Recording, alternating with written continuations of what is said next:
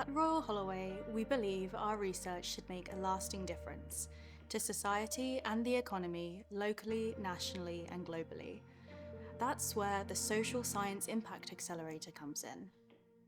Funded by an Impact Acceleration account of over £1 million from the Economic and Social Research Council, this programme brings together researchers, community leaders, businesses, policymakers, and charities to tackle today's biggest challenges.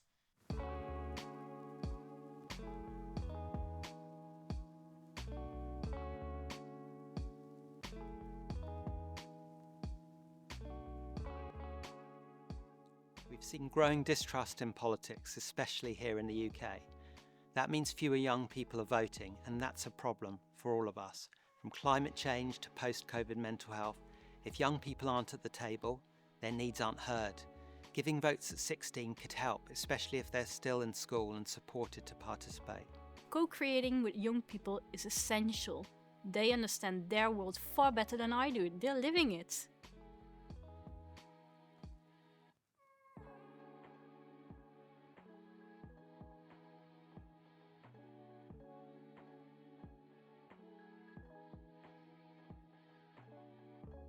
At Royal Holloway, we're proud to be top-ranked for research in politics, but what really matters to us is making that research useful in real life, and that's exactly what this project is about.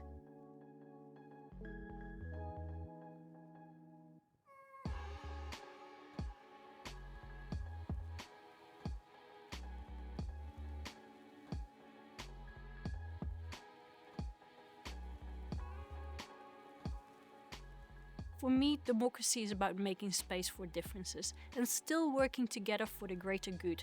You win some, you lose some, but everyone matters. I have always felt that everything around is political.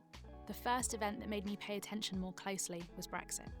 The momentum was felt in school, but also in my community, and I was suddenly very aware of the fact that young people weren't involved in such a large decision. Young people are interested in politics and many young people do vote, but those from marginalised or less well-off backgrounds often feel cut off. If we don't change that, we risk pushing them towards populist or extremist movements. And we also miss out on a smarter public policy. Listening to young people means tackling root causes, not just symptoms.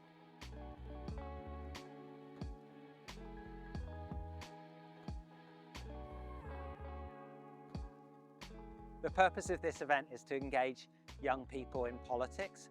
Since Votes at 16 has been announced, we really want to make sure that those young people from marginalised groups are part of the electoral process. They're the ones who haven't been so far, and it's really important to hear their voices and to make them count.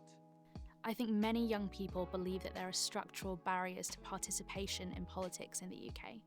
And many of us question whether political parties actually represent us and the issues that we care about. In my work with marginalised youth in London, I've seen just how politically aware and active they are, organising locally, working with charities, but they often feel completely disconnected from formal politics. So I asked them, what would need to change? Young people not engaging with politics isn't new. Plato already complained about it. But today, turnout among young people is falling fastest of all, even as we talk about lowering the voting age to 16, and that makes their political voice more important than ever. When we work with young people, the research is better, and they walk away more empowered, more politically aware, and more ready to take action. My projects are grounded in real-world research. With support from Royal Holloway and the ESRC Impact Accelerator, I've worked for years with the Mayor of London's peer outreach team on issues like climate and knife crime. I've also shared this work with organisations like UNICEF UK, working toward climate-friendly cities. Democracy has a strong voice on social media, giving younger generations the platform to participate. I genuinely believe that young people are sidelined in politics, and members of older generations see young people as individuals who don't care. In reality, we do care, but there's a lack of understanding of young people's motivations, and as a consequence, we feel wholly unsupported and disenfranchised. Teaching has shaped my research, especially through our Politics in Action placement programme. Students work directly with politicians and charities, and they teach me so much. In 2019, we launched a parliamentary placement scheme for students from racially minoritized backgrounds. These young people care. We just need to connect that interest with political action. During our research, young people told us that political messaging feels out of touch, cringe even. Some of them were active in political parties but still felt ignored. Even insiders felt looked down upon by older party members. What they really want is to learn how politics works, to be taken seriously and be trusted to contribute. Imagine if parties brought young people in, not just to consult, but to help run things like social media. That kind of empowerment matters. Politicians need to be real, authenticity counts, and they just need to connect with young people, not around elections only, but consistently on the issues that shape their lives. Yes, political knowledge is important, but so is hands-on experience. Learning through doing is powerful. The shift from observing politics to getting involved came from realising people have confidence in me, to watch my professors advocating for me, and for my peers taking on political spaces was a turning point. Modules, such as Politics in Action, gave me the opportunity to take part in initiatives where I was supported to understand politics on a greater level and feel welcome there. Almost every young person I meet cares about their community. That's where we should start.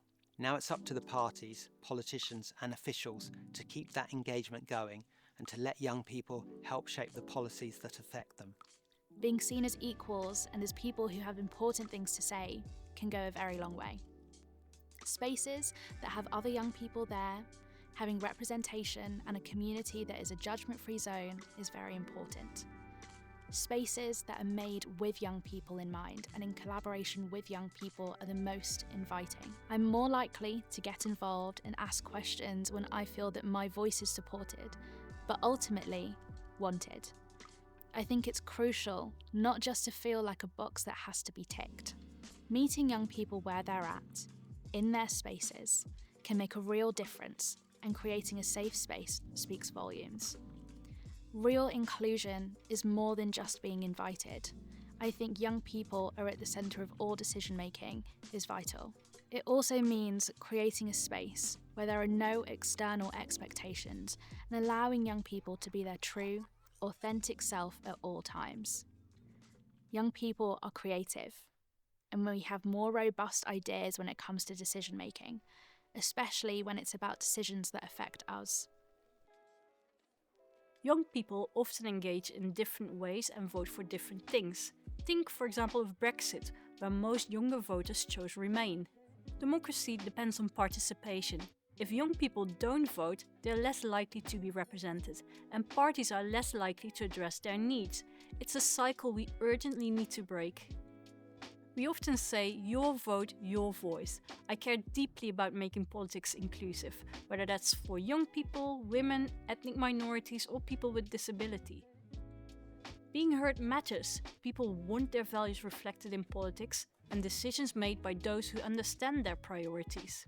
What surprised me most was how disappointed young people are with the way politicians talk to each other online, and how their political journey often starts locally with something close to home.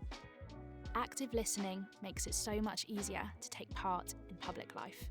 Creating safe spaces where young people of all backgrounds are respected and are made to feel welcome is crucial to making young people feel part of something that's bigger than themselves. The young people we work with are full of ideas. One suggested starting a political party for young people, and honestly, it made me stop and think, why not? Change doesn't always come in big moments. It's often slow and incremental, but that doesn't make it any less meaningful. I'm proud we're bringing people together and helping push things forward, like conversations on voting at 16. People want real engagement, not symbolic gestures, and young people especially need to know that they're being taken seriously. Young people have a sense of urgency and inclusivity when it comes to making change, which ultimately makes us a powerful voice to actively listen to. Seeing young people be curious and ask questions on social media or creating initiative gives me hope. I have hope that young people, no matter their background, will feel inspired and supported to speak their mind. Even when politics can feel difficult or there are systemic barriers, I think younger generations have created a sense of community to build up each other and ensure that meaningful change is created in our society. Politics is part of everyday life. It decides your rent, your wages, when your bins get collected. You don't have to love it, but you do need to have a say. Political knowledge matters. How to vote, how the system works, how to spot misinformation. And a lot of that learning happens outside classrooms, often through family, friends, or social media. Real inclusion means being listened to, and since young people will live longest with the consequences of political decisions, they should absolutely be part of making these decisions. It's not easy bringing everyone to the table. NGOs are open, but political parties can be harder to engage. Still, this project is helping us build momentum, and I believe more people will come along.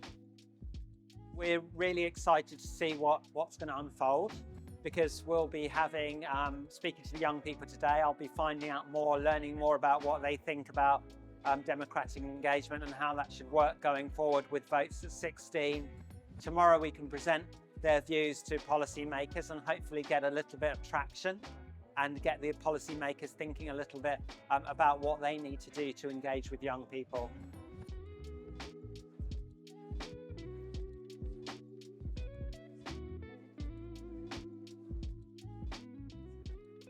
My hope for today is that parliamentarians will look at our recommendations and take them into account as they implement voting at 16. But I also hope that young people feel that they have a place at the table. By bringing them to Parliament, connecting them to parliamentarians, I hope they feel that their voices are heard and that they can see that we're trying to do our best for them.